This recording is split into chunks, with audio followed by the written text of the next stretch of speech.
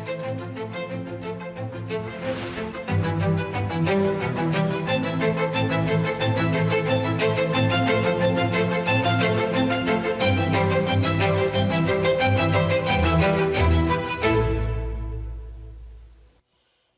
प्यारे देशवासियों, नमस्कार। मन की बात में एक बार फिर आप सभी का स्वागत है। मार्च का ये महीना वैश्विक स्तर पर बहुत ही हलचल भरा रहा है। हम सबको याद है कि पूरा विश्व भूतकाल में कोविड के कारण एक लंबे समय तक अनेक समस्याओं से गुजरा था। हम सभी की अपेक्षा थी कि कोरोना के संकट से निकलने के बाद दुनिया नए सिरे से प्रगति की राह पर आगे बढ़ेगी। लेकिन दुनिया के अलग अलग क्षेत्रों में लगातार युद्ध और संघर्ष की परिस्थितियां बनती चली गई। वर्तमान में हमारे पड़ोस में एक माह से भीषण युद्ध चल रहा है। हमारे लाखों परिवारों के सगे संबंधी इन देशों में रहते हैं, खासतौर पर खाड़ी देशों में काम करते हैं। मैं गल्फ कंट्रीज का बहुत आभारी हूं। वे ऐसे 1 करोड़ से ज्यादा भारतीयों को वहां पर हर प्रकार की मदद दे रहे हैं। साथियों, जिस क्षेत्र में अभी युद्ध चल रहा है, वह क्षेत्र हमारी ऊर्जा आवश्यकताओं का बड़ा केंद्र है। इसकी वजह से दुनिया भर में पेट्रोल और डीजल को लेकर संकट की स्थिति बनती जा रही है। हमारे वैश्विक संबंध, अलग अलग देशों से मिल रहा सहयोग और पिछले 1 दशक में देश का जो सामर्थ्य बना है, इनकी वजह से भारत इन परिस्थितियों का डटकर मुकाबला कर रहा है। साथियों, निश्चित तौर पर यह चुनौतीपूर्ण समय है। मैं आज मन की बात के माध्यम से सभी देशवासियों से फिर यह आग्रह करूंगा कि हमें एकजुट होकर इस चुनौती से बाहर निकलना है। जो लोग इस विषय पर भी राजनीति कर रहे हैं, उन्हें राजनीति नहीं करनी चाहिए। यह देश के 140 करोड़ देशवासियों के हित से जुड़ा विषय है। इसमें स्वार्थ भरी राजनीति का कोई स्थान नहीं है। ऐसे में जो भी लोग अफवाह फैला रहे हैं, वे देश का बहुत बड़ा नुकसान कर रहे हैं। मैं सभी देशवासियों से अपील भी करूंगा कि वो जागरूक रहे, अफवाहों के बहकावे में न आए। सरकार की तरफ से जो आपको निरंतर जानकारी दी जा रही है, उस पर भरोसा करें और उसी पर विश्वास करके कोई कदम उठाएं। मुझे हर बार की तरह इस बार भी विश्वास है कि जैसे हमने देश के 140 करोड़ देशवासियों के सामर्थ्य से पुराने संकटों को हराया था, इस बार भी हम सब मिल करके इस कठिन हालत से बहुत ही अच्छी तरह बाहर निकल जाएंगे। मेरे प्यारे देशवासियों, भारत की ताकत यहाँ के कोटि कोटि लोगों में निहित है। आज मन की बात में एक ऐसे प्रयास के बारे में बताना चाहता हूं जो देशवासियों की जन भागीदारी की भावना को दर्शाता है। ये प्रयास है ज्ञान भारतम सर्वे, जिसका संबंध हमारी महान संस्कृति और समृद्ध विरासत से है। इसका उद्देश्य देश भर में मौजूद मैन्युस्क्रिप्ट्स यानी पांडुलिपियों के बारे में जानकारी जमा करना है। इस सर्वे से जुड़ने का एक माध्यम ज्ञान भारतम ऐप है। आपके पास अगर कोई मैन्युस्क्रिप्ट है, पांडुलिपि है या उसके बारे में जानकारी है, तो उसकी फोटो ज्ञान भारतम ऐप पर जरूर साझा करें। हर एंट्री से जुड़ी जानकारी को दर्ज करने से पहले उसकी पुष्टि भी की जा रही है। मुझे इस बात की खुशी है कि अब तक हजारों मैन्युस्क्रिप्ट्स, पांडुलिपि लोगों ने शेयर की है। उदाहरण के तौर पर अरुणाचल प्रदेश के नामसाई के चा नंती सिंह लोआंग जी ने ताई लिपि में पांडुलिपियां साझा की है। अमृतसर के भाई अमित सिंह राणा ने गुरुमुखी लिपि में पांडुलिपि शेयर की है। यह हमारी महान सिख परंपरा और पंजाबी भाषा से जुड़ी लिपि है। कुछ संस्थाओं ने पाम लीफ यानी ताड़ के पत्तों पर लिखी मैन्युस्क्रिप्ट दी है। राजस्थान के अभय जैन ग्रंथालय ने कॉपर प्लेट्स पर लिखी बहुत पुरानी पांडुलिपियां शेयर की हैं। वहीं लद्दाख की हेमिस मॉनेस्ट्री ने तिब्बती में बहुमूल्य पांडुलिपियों के बारे में जानकारी दी है। यहाँ पर मैंने कुछ ही उदाहरण दिए हैं। यह सर्वे जून के मध्य तक जारी रहने वाला है। आप सभी से मेरा आग्रह है कि अपनी संस्कृति से जुड़े पहलुओं को सामने लाएं और शेयर करें। मेरे प्यारे देशवासियों, भारत दुनिया का सबसे युवा देश है। देश के युवा की ताकत जब राष्ट्र निर्माण में जुड़ती है तो बहुत बड़ी मदद मिलती है। राष्ट्र निर्माण के इस दायित्व को निभाने में बड़ी भूमिका निभा रहा है मेरा युवा भारत यानी माय भारत संगठन। ये संगठन देश के युवाओं को अलग अलग पॉजिटिव गतिविधियों से जोड़ रहा है। हाल ही में माय भारत द्वारा बजट क्वेस्ट का आयोजन किया गया। इसका मकसद था देश भर के युवाओं को बजट प्रक्रिया और नीति निर्माण से जोड़ना। इससे जुड़ी क्विज में देश भर से करीब 12 लाख युवाओं ने हिस्सा लिया। क्विज के बाद करीब 1,60,000 प्रतिभागियों को निबंध प्रतियोगिता के लिए चुना गया। मुझे इनमें से कुछ निबंध पढ़ने का अवसर भी मिला। इनसे पता चलता है कि मेरे युवा साथी देश के विकास में अपना योगदान देने के लिए कितना तत्पर है। तेलंगाना के सूर्यापेट से कोटला रघुवीर रेड्डी, उत्तर प्रदेश के बाराबंकी से सौरभ बैसवार और बिहार के गोपालगंज से सुमित कुमार ने किसान कल्याण से जुड़े टॉपिक पर लिखा है। पंजाब के मोहाली से आंचल और ओडिशा के केंद्रपाड़ा से ओम प्रकाश रथ ने वुमेन लेड डेवलपमेंट को आगे बढ़ाने के तरीकों पर अपने विचार प्रकट किए हैं। हरियाणा के यमुनानगर से प्रथम बरार ने लिखा है कि ग्रीन और क्लीन भारत ही समृद्ध भारत का मार्ग है। इससे उनकी गहरी सोच का पता चलता है। दिल्ली के शंख गुप्ता का सुझाव है कि ग्रामीण क्षेत्रों में खेल प्रतिभाओं की पहचान के लिए और अधिक प्रयास होने चाहिए। हमारे युवा साथियों ने स्किल डेवलपमेंट और ईज ऑफ डूइंग बिजनेस पर भी अपने विचार साझा किए हैं। मैं उन सभी युवाओं की सराहना करता हूं जो अपने आइडियाज शेयर कर रहे हैं। ये विचार देश को आगे ले जाने में बहुत अहम है।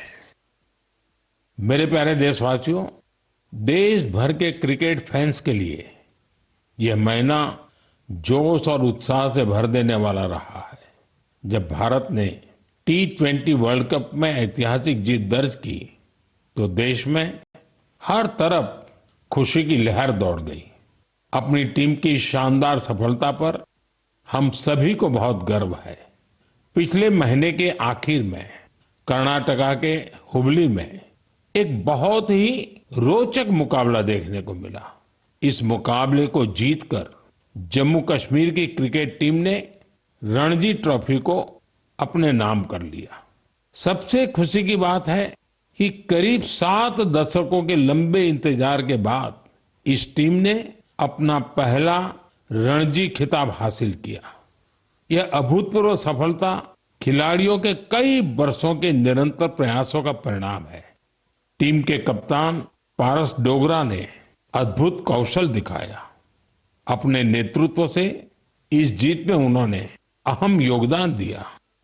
आज देश में कश्मीर के युवा गेंदबाज आकिब नबी के प्रदर्शन की भी चर्चा हो रही है, जिन्होंने रणजी सीजन में 60 विकेट लिए हैं। इस जीत से टीम के खिलाड़ी और कोचिंग स्टाफ के साथ साथ जम्मू कश्मीर के लोग बहुत रोमांचित हैं। क्रिकेट के मैदान में इस शानदार प्रदर्शन के बाद वहां के युवाओं में खेलों के प्रति उत्साह और बढ़ गया है। आने वाले समय में यह कई युवाओं को स्पोर्ट्स को अपनाने के लिए प्रेरित करेगा। जम्मू कश्मीर के लोगों में खेलों को लेकर गजब का जज्बा रहा है। मुझे खुशी है कि अब यह बड़े खेल आयोजनों का हब भी बनता जा रहा है। खेलो इंडिया विंटर गेम्स के लिए गुलमर्ग तो पहले ही अपनी पहचान बना चुका है। फुटबॉल जैसे स्पोर्ट्स भी यहाँ के युवाओं के बीच काफी लोकप्रिय है। मुझे आशा है कि आने वाले समय में जम्मू कश्मीर के खिलाड़ियों की जीत का यह सिलसिला यूं ही जारी रहेगा।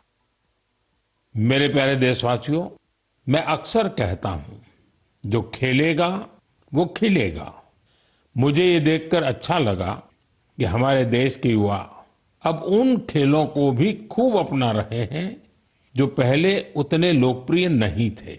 उत्तर प्रदेश के प्रतिभाशाली एथलीट गुलवीर सिंह ने ऐसे ही एक खेल में कमाल कर दिखाया है। उन्होंने कुछ ही हफ्ते पहले न्यूयॉर्क सिटी हाफ मैराथन में तीसरा स्थान हासिल कर इतिहास रच डाला। वे 1 घंटे से कम समय में हाफ मैराथन पूरा करने वाले पहले भारतीय एथलीट बने। स्क्वॉश खिलाड़ी बेटी अनाहत सिंह ने स्क्वॉश ऑन फायर ओपन का बड़ा अंतर्राष्ट्रीय खिताब अपने नाम किया। सिर्फ 17 साल की उम्र में उन्होंने ये सफलता हासिल की। इसके साथ ही वे पीएसए वर्ल्ड रैंकिंग में टॉप 20 में जगह बनाने वाली सबसे कम उम्र की एशियाई महिला खिलाड़ी बन गई है। मुझे अस्मिता एथलेटिक्स लीग की जानकारी भी मिली है। इसमें 8 मार्च को महिला दिवस के अवसर पर कई स्पोर्टिंग इवेंट्स का शानदार आयोजन किया गया। लीग में करीब 2 लाख बेटियों ने भागीदारी की। ये देखकर अच्छा लगता है कि भारत की नारी शक्ति देश में हो रहे इस स्पोर्टिंग ट्रांसफॉर्मेशन में अहम भूमिका निभा रही है। साथियों, मेरा हमेशा से यह आग्रह रहा है कि आप सभी अपनी फिटनेस पर जरूर ध्यान दें। अंतर्राष्ट्रीय योग दिवस में अब 100 दिनों से भी कम समय बचा है। पूरी दुनिया में योग के प्रति आकर्षण भी लगातार बढ़ रहा है। अफ्रीका के जिबूती में अलमिस जी अपने अरविंद योग सेंटर के जरिए योग को बढ़ावा दे रहे हैं। वे यहाँ की कई और जगहों पर भी लोगों को योग सिखाते हैं। आप में से कई लोगों ने इंस्टाग्राम कंटेंट क्रिएटर युवराज दुआ की पोस्ट पर मेरे से रिप्लाई को लेकर कमेंट्स किए हैं। उन्होंने मुझसे आग्रह किया था कि मैं उनके पिता से कहूं कि वे शुगर इंटेक कम करें। मुझे खुशी है कि मेरे अनुरोध का उनके पिता पर सकारात्मक प्रभाव पड़ा है। मैं आप सभी से आग्रह करूंगा कि आप भी शुगर इंटेक को कम करें और जैसा मैंने पहले भी कहा है, हमें खाने के तेल में 10% की कटौती भी करनी है। इन छोटे छोटे प्रयासों से आप मोटापे और लाइफस्टाइल से जुड़ी बीमारियों से दूर रहेंगे। मेरे प्यारे देशवासियों, एक पुरानी कहावत है, करत करत अभ्यास के जड़ मत होत सुजान। यानी जब हम निरंतर अभ्यास करते हैं तो उतनी ही ज्यादा बुद्धिमत्ता हासिल करते जाते हैं। लोग भी सबसे बेहतर तब सीखते हैं जब उनकी सक्रिय भागीदारी होती है। मुझे बेंगलुरु में शिक्षा से जुड़े एक यूनिक प्रयास के बारे में जानकारी मिली है। यहाँ एक टीम प्रयोग इंस्टीट्यूट ऑफ एजुकेशन रिसर्च चला रही है। इस टीम का रिसर्च प्रोजेक्ट पर विशेष फोकस है। यह टीम स्कूल लेवल पर साइंस एजुकेशन को लोकप्रिय बनाने में जुटी है। उन्होंने अन्वेषण नाम का एक प्रयोग किया है। इसके जरिए 9वीं से 12वीं क्लास तक के स्टूडेंट्स को केमिस्ट्री, अर्थ साइंसेस और वेलनेस जैसे क्षेत्रों में इनोवेशन करने का मौका मिलता है। इससे स्टूडेंट्स को रिसर्च का बहुत अच्छा अनुभव हासिल होता है। साथ ही अपने प्रोजेक्ट्स को पब्लिश करने का प्लेटफॉर्म भी मिलता है। साथियों, परीक्षा पे चर्चा के दौरान कुछ स्टूडेंट्स ने मुझे बताया था कि वे साइंस पढ़ना तो चाहते हैं, लेकिन उन्हें इससे डर भी लगता है। इस दिशा में प्रयोग की टीम का प्रयास बहुत ही सराहनीय है। यह पहल स्टूडेंट्स को साइंस के साथ जुड़ने और प्रैक्टिकली कुछ करके दिखाने का मौका देती है। जब हम किसी चीज को खुद करके देखते हैं तो जिज्ञासा और रुचि पैदा होती है। कौन जानता है कि मेरे युवा साथियों में ही कोई आने वाले समय का बेहतरीन साइंटिस्ट हो। साथियों, शिक्षा के माध्यम से अतीत को संरक्षित करने और भविष्य को तैयार करने का एक प्रयास नागा समुदाय भी कर रहा है। इस समुदाय के लोग अपनी आदिवासी परंपराओं का बहुत सम्मान करते हैं। वो इस पर गर्व तो करते ही हैं, साथ ही अपनी अप्रोच को आधुनिक भी रखते हैं। नागा ट्राइब्स में मोरुंग लर्निंग की एक पारंपरिक व्यवस्था थी। इसमें बुजुर्ग लोग अपने अनुभवों से युवाओं को पारंपरिक ज्ञान, इतिहास और लाइफ स्किल्स के बारे में बताते थे। समय के साथ यह सिस्टम अब मोरुंग कॉन्सेप्ट ऑफ एजुकेशन में बदल गया है। इसके माध्यम से बच्चों में गणित और विज्ञान जैसे विषयों में रुचि पैदा की जाती है। इसमें समुदाय के बुजुर्ग उन्हें कहानियां, लोकगीत और पारंपरिक खेलों के साथ लाइफ स्किल्स सिखाते हैं। इस तरह हमारा नागालैंड अपनी सांस्कृतिक विरासत को सुरक्षित रखते हुए बच्चों की शिक्षा को आगे ले जा रहा है। आपको भी अपने क्षेत्र में ऐसे प्रयासों के बारे में पता चले तो मुझे जरूर शेयर कीजिएगा। मेरे प्यारे देशवासियों, देश के कई हिस्सों में गर्मियों की शुरुआत हो चुकी है। यानी ये समय जल संरक्षण के अपने संकल्प को फिर से दोहराने का है। पिछले 11 वर्षों में जल संचय अभियान ने लोगों को बहुत जागरूक बनाया है। इस अभियान के तहत देश भर में करीब 50 lakh artificial water harvesting structure बनाए गए हैं। मुझे देखकर अच्छा लगता है कि अब जल संकट से निपटने के लिए गांव-गांव में सामुदायिक स्तर पर प्रयास होने लगे हैं। कहीं पुराने तालाबों की सफाई हो रही है, कहीं बरसात के जल को सहेजने के लिए प्रयास किया जा रहा है।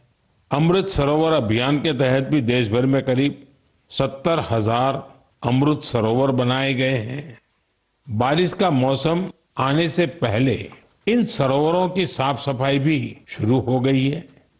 आज मैं आपसे कुछ प्रेरक उदाहरण भी साझा करना चाहता हूं। ये उदाहरण बताते हैं कि जन भागीदारी से जल संरक्षण का काम कितना व्यापक हो जाता है। साथियों, त्रिपुरा की जम्पुई पहाड़ियों में बसा वागमुन गांव 3000 फीट की ऊंचाई पर बसा है। ये गांव पानी के गंभीर संकट का सामना कर रहा था। गर्मियों के दिनों में गांव के लोग पानी के लिए लंबी दूरी तय करते थे। आखिरकार गांव के लोगों ने बारिश की हर बूंद को सहेजने का निर्णय किया। आज वागमुन गांव के लगभग हर घर में rooftop rain water harvesting system स्थापित हो गया है। जो गांव कभी पानी की कमी से जूझ रहा था, वो जल संरक्षण की एक प्रेरक मिसाल बन गया है। साथियों, इसी तरह छत्तीसगढ़ के कोरिया जिले में भी एक अनोखी पहल देखने को मिली। यहाँ के किसानों ने एक सरल लेकिन प्रभावशाली आइडिया पर काम किया। यहाँ के किसानों ने अपने खेतों में छोटे छोटे रिचार्ज तालाब और सोखता गड्ढे बनाए, जिससे बारिश का पानी खेतों में ही रुकने लगा और धीरे धीरे वह जमीन के अंदर जाने लगा। आज इस क्षेत्र के 1200 से अधिक किसान इस मॉडल को अपना चुके हैं और गांव का ग्राउंड वाटर लेवल बहुत बेहतर हो गया है। इसी तरह तेलंगाना के मंचेरियाल जिले के मुदिगुंटा गांव में भी लोगों ने मिलकर पानी की समस्या दूर की है। गांव के 400 परिवारों ने अपने घरों में सॉकपिट बनाया और वाटर कंजर्वेशन का जन आंदोलन बना दिया। इससे गांव का ग्राउंड वाटर लेवल बेहतर हुआ है। साथ ही प्रदूषित पानी की वजह से होने वाली बीमारियां बहुत कम हो गई हैं। मेरे प्यारे देशवासियों, हमारे मछुआरे भाई बहन सिर्फ समुद्र के योद्धा नहीं है, बल्कि वे आत्मनिर्भर भारत की एक मजबूत नींव भी है। वे सुबह होने से पहले समंदर की लहरों से जूझते हुए अपने परिवार के साथ साथ देश की अर्थव्यवस्था को मजबूती देने में जुट जाते हैं। ऐसे मेहनतकश मछुआरों का जीवन आज कई तरह से आसान बनाया जा रहा है। चाहे बंदरगाहों का विकास हो या मछुआरों के लिए बीमा, ऐसी कई पहल उनके बहुत काम आ रही है। हम जानते हैं कि समंदर में उनकी गतिविधियों को मौसम का रुख बहुत प्रभावित करता है। इसे देखते हुए टेक्नोलॉजी के जरिए भी उनकी पूरी मदद की जा रही है। मुझे बेहद खुशी है कि ऐसे प्रयासों से हमारा फिशरीज सेक्टर न केवल समृद्ध हो रहा है, बल्कि कुछ नया करने का जज्बा भी भर रहा है। आज फिशरीज और सीवीड के क्षेत्र में नए नए इनोवेशन हो रहे हैं और हमारे मछुआरे भाई बहन आत्मनिर्भर बन रहे हैं। ओडिशा के संबलपुर की सुजाता भुयान जी एक गृहिणी थी, लेकिन वो कुछ नया करके अपने परिवार की और मदद करना चाहती थी। इसलिए कुछ वर्ष पहले उन्होंने हीराकुंड रिजर्वायर में फिश फार्मिंग शुरू की। शुरुआती दिन उनके लिए आसान नहीं थे। मौसम में होने वाले बदलाव, मछलियों के खाने का प्रबंध और घर की जिम्मेदारियों के साथ संतुलन बनाने में जैसी कई चुनौतियां थी, लेकिन उनका हौसला अडिग था। केवल 2-3 वर्ष के भीतर उन्होंने अपने प्रयास को एक फलते फूलते बिजनेस में बदल दिया। आज उनकी सफलता समुदाय की महिलाओं के लिए उम्मीद की नई किरण बन गई।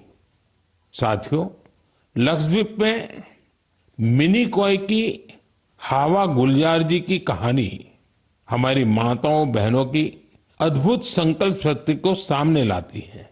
दरअसल वे एक फिश प्रोसेसिंग यूनिट चलाती थी, लेकिन उन्हें लगा कि उनके पास एक अच्छा कोल्ड स्टोरेज हो तो वे और बेहतर कर सकती है।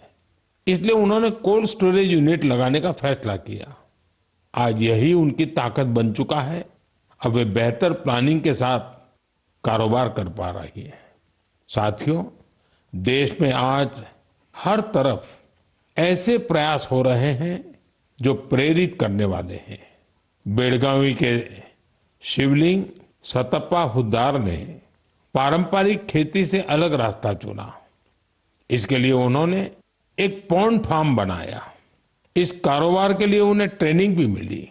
अब अपने पॉन्ड से मछलियों की बिक्री कर वे अच्छी कमाई कर रहे हैं। वहीं सीवीड की मांग को देखते हुए कई लोगों ने सीवीड कल्टीवेशन को भी अपनाया है। इसका उन्हें बड़ा लाभ भी हो रहा है। मैं एक बार फिर फिशरीज सेक्टर से जुड़े सभी लोगों की सराहना करता हूं। हमारी इकोनॉमी को सशक्त बनाने के लिए उनका प्रयास बेहद प्रशंसनीय है। मेरे प्यारे देशवासियों, जब समाज खुद आगे आता है तो छोटे छोटे प्रयास भी बड़े बदलाव की नींव बन जाते हैं। हमारे देश के अलग अलग हिस्सों में ऐसे कई उदाहरण सामने आ रहे हैं जो हमें यही सिखाते हैं। हाल ही में उत्तर प्रदेश के वाराणसी में एक प्रेरक प्रयास देखने को मिला। वहां एक ही घंटे में 2,51,000 से अधिक पौधे लगाए गए और एक नया गिनीज वर्ल्ड रिकॉर्ड बना। इस प्रयास की सबसे खास बात यह रही कि इसमें हजारों लोग एक साथ जुड़े। छात्र, जवान, स्वयंसेवी संगठन, अलग अलग संस्थाएं, सबने मिलकर इस काम को संभव बनाया। जन भागीदारी का यही स्वरूप एक पेड़ मां के नाम अभियान के दौरान भी दिखता है। इस अभियान के तहत देश भर में करोड़ों पेड़ लगाए गए हैं। साथियों, नागालैंड के चिजामी गांव से भी एक बहुत प्रेरक प्रयास सामने आया है। चिजामी गांव की महिलाएं मिलकर 150 से अधिक वैरायटी के पारंपरिक बीजों को सुरक्षित रख रही है। इन बीजों को एक कम्युनिटी सीड बैंक में संरक्षित किया जा रहा है, जिसे गांव की महिलाएं ही चलाती हैं। इनमें चावल, बाजरा, मक्का, दालें, सब्जियां और कई तरह की जड़ी बूटियां शामिल है। यह एक ऐसा प्रयास है जिसमें ज्ञान भी सुरक्षित है, परंपरा भी जीवित है और आने वाली पीढ़ियों के लिए एक मजबूत आधार भी तैयार हो रहा है।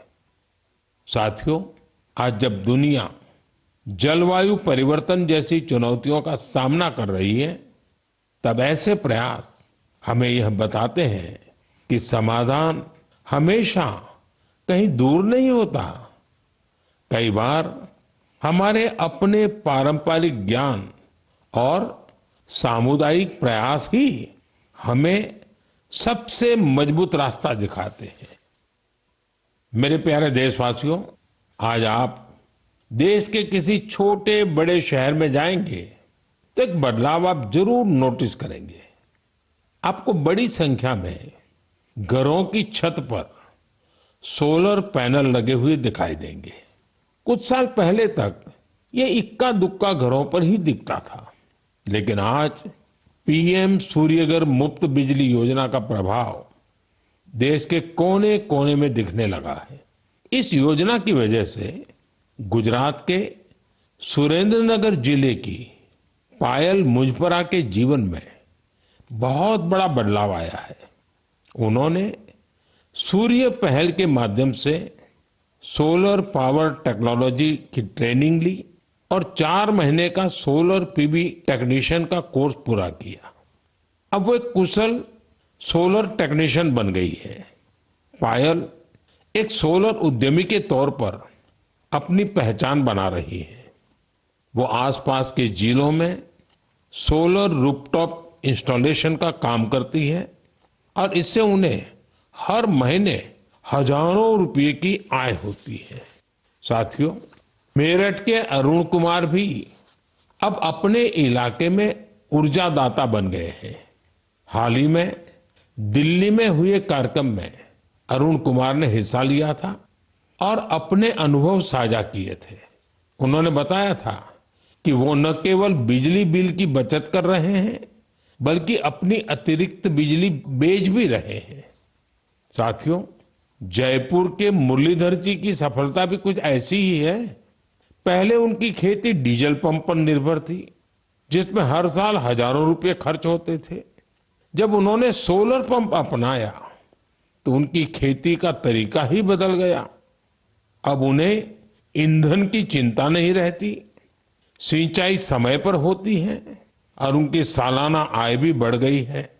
सबसे महत्वपूर्ण बात यह है कि अब उनका परिवार साफ ऊर्जा के साथ बेहतर जीवन जी रहा है। साथियों, पीएम सूर्यघर मुफ्त बिजली योजना का फायदा नॉर्थ ईस्ट के इलाकों में भी मिल रहा है। त्रिपुरा में रियांग जनजाति के कई गांव ऐसे थे जहां बिजली की समस्या थी। अब सोलर मिनी ग्रिड के माध्यम से वहां के घरों में रोशनी रहती है। वहां बच्चे अब शाम के बाद भी पढ़ पा रहे हैं, लोग मोबाइल चार्ज कर पा रहे हैं और गांव का सामाजिक जीवन भी बदल गया है। साथियों, देश में सोलर ऊर्जा क्रांति के ऐसे न जाने कितने उदाहरण हैं। आप भी इस क्रांति से जुड़िए और दूसरों को भी जोड़िए। मेरे प्यारे देशवासियों, मन की बात के लिए मुझे हर महीने देश के अलग अलग हिस्सों से ढेरों संदेश मिलते हैं। इन संदेशों से ये भी पता चलता है कि दूर दराज के क्षेत्रों में बैठे लोग कितने चाव से इस कार्यक्रम को सुनते हैं। जब मैं आपके सुझाव पढ़ता हूं तो मुझे लगता है कि ये सिर्फ एक कार्यक्रम नहीं है, ये हम सबका एक साझा संवाद बन गया है। आपके विचार, आपके अनुभव इस कार्यक्रम को लगातार बेहतर बनाने की प्रेरणा देते हैं। आप अपने आसपास की प्रेरक गाथाएं यूं ही साझा करते रहिए। हो सकता है आपकी एक छोटी सी कोशिश किसी और के जीवन में बड़ा बदलाव ले आए, किसी को आगे बढ़ने का नया हौसला दे दे। यही तो रेडियो की असली ताकत है।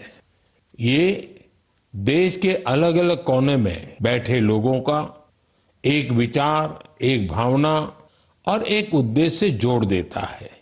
अगले महीने फिर मिलेंगे कुछ नए प्रेरक व्यक्तित्वों के साथ, कुछ ऐसे प्रयासों के साथ जो हमें आगे बढ़ने की नई ऊर्जा देंगे। तब तक आप अपना और अपने परिवार का ध्यान रखें। स्वस्थ रहें, खुश रहें। बहुत बहुत धन्यवाद।